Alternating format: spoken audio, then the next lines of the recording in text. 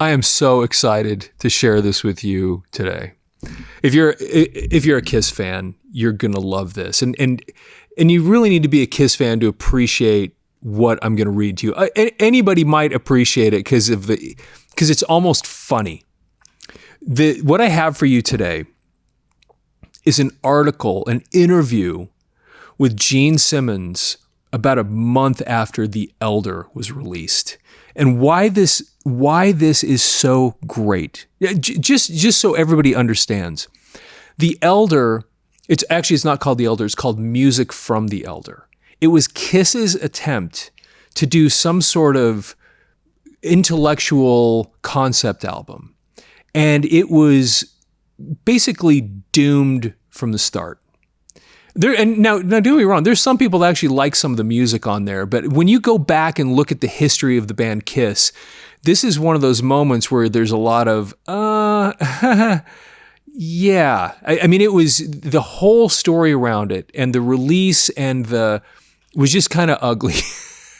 And this article, when you read it, it's not very long, but you listen to Gene Simmons and everything that was wrong about it, you can hear in this article. And again, this came out a month after The Elder came out. You can hear, as you're listening to him, you can hear him losing interest. Of course, during this time, he's trying to become a movie star in Hollywood. You can hear in this, you can hear him losing interest. You can hear his kind of belligerent, we can do no wrong kind of attitude in here. You can hear this weird desire to make some intellectual statement when it's, I mean, come on, it's Kiss. They're just not made for that kind of thing. And that's what makes Music from the Elder kind of such a funny, strange thing in the history of Kiss. Okay, so I'm going to read this to you. And especially if you're a Kiss fan, you're going to get a huge, probably chuckle out of some of this article. This was printed in the Red Deer Advocate, December 14th, 1981. And again, The Elder was released in November of 1981. So this is brand new, okay? And the title of the article is just beautiful. Gene Simmons, new album, not Kiss of Death. Okay, so this is from Edmonton. Gene Simmons of the rock group Kiss pulls few punches when defending The Elder, the group's 16th and latest album. When they say 16th, they've got to be including double platinum and the solo albums, aren't they? They'd have to be in order to get that number. Anyway, now listen, here's a quote from Gene. Frankly, the audience was never a consideration, unquote, Simmons said from New York. We were bored becoming a caricature. We wanted to do something special, something we could be proud of, a statement of some kind. Now, the first thing, if you're a Kiss fan, that you're going to hear in that statement is the almost hypocrisy. Yeah, that's the right word. Because the entire idea behind Kiss is the fans are the boss. I mean, how many times have you heard Gene Simmons say that statement? The fans, they're the boss. They can hire us, they can fire us. And his statement here is, frankly, the audience was never a consideration. Really? Okay. So anyway, do you see what I'm saying? It's almost comical because it goes completely against everything they supposedly stood for. It's kind of, anyway, that statement alone is funny. Okay. Next.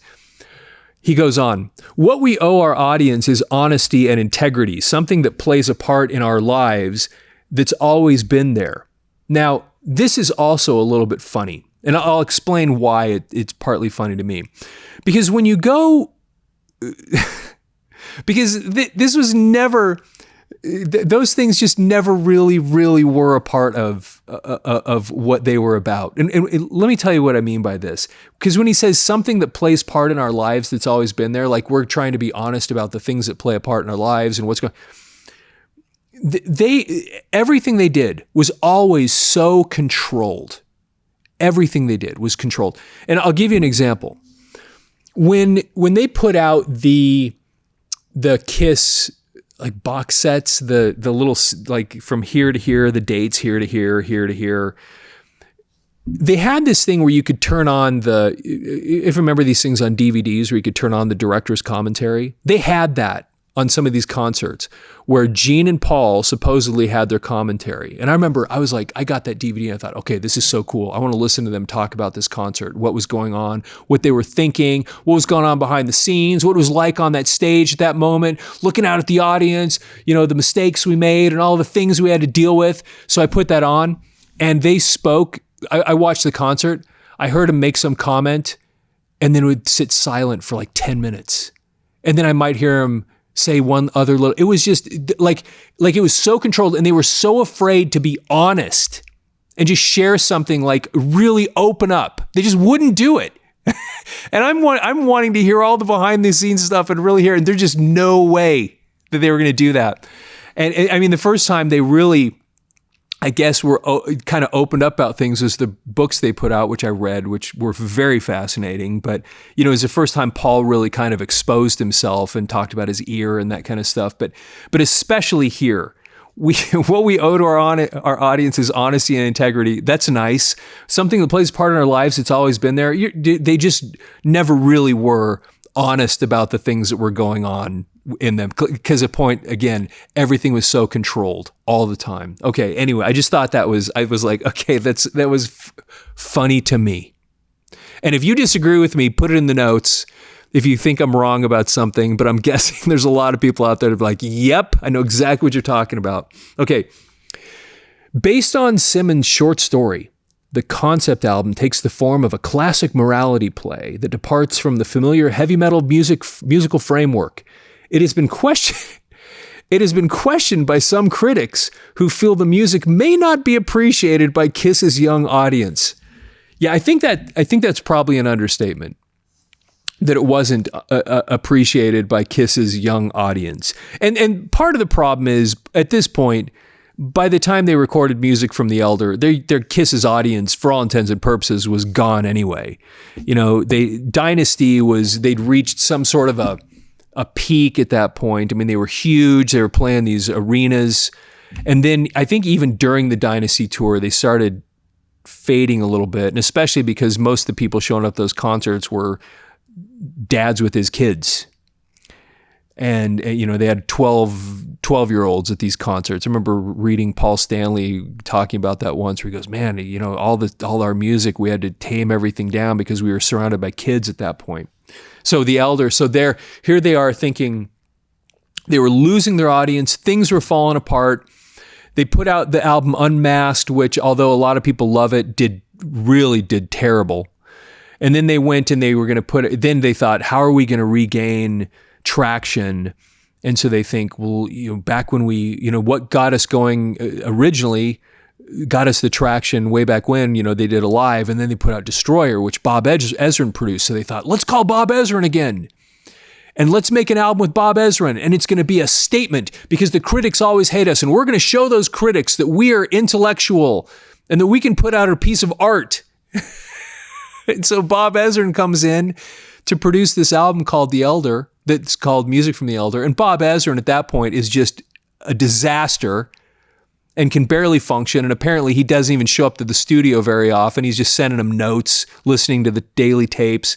And Gene Simmons is uninterested. He's off in Hollywood, and it just ends up, and Ace is not interested hardly. And I think actually this is when Eric Carr, of course, Eric Carr's in the band, and he thinks he's joining a hard rock band, and he gets taken into the studio and they're recording this weird concept album.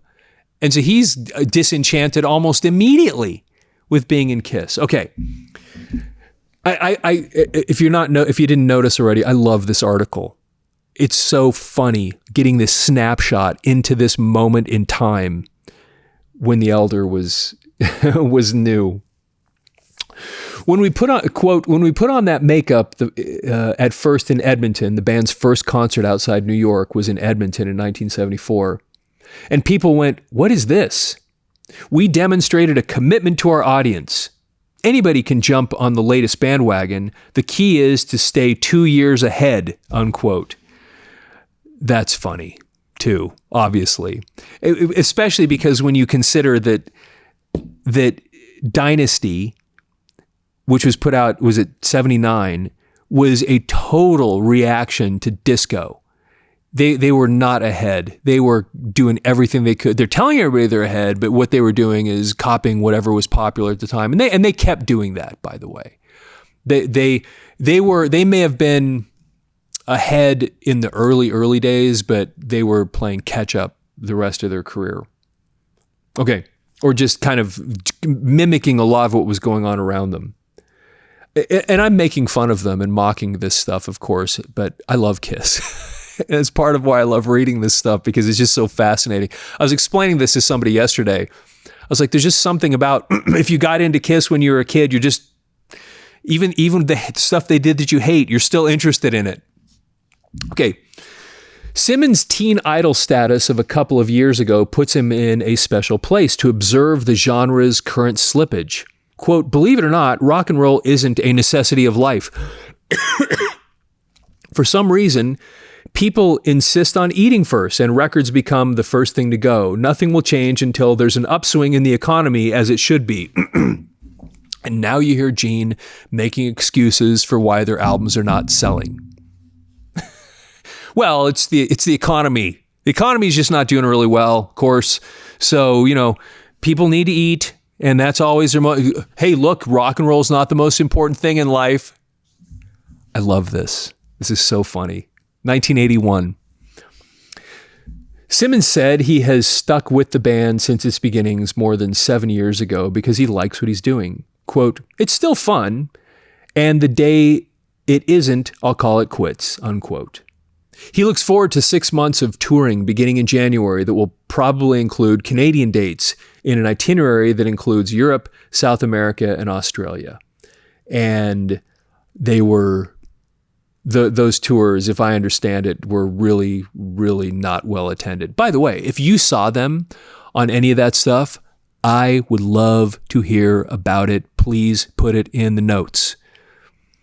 The concert stories that people put in these notes are amazing. I love this stuff. And please do us and all the people watching this video a favor and talk about what happened, because we get great comments and it's so much fun to read. And anyway, please, I'd love to hear about that. Okay, now here, this is so great. Quote, rock and roll is not only a business, it's a living, breathing thing out of my control. Unquote. If not exactly on top these days, Kiss is still big business, and the group's stature doesn't bother Simmons. Oh, I don't believe that for a second. And especially listen to this last quote. You're going to love this. Hey, you can't say number one forever. I'll settle for number 5 or number 6, no problem, unquote. That does not sound like Gene Simmons at all. That's a guy that is watching the world and his band fall apart around him and doesn't know what to do about it, and is just making excuses at this point, and is looking for other things to be interested in, is getting less interested in the band, watching the band just kind of falling apart. Anyway, that's the end of the article.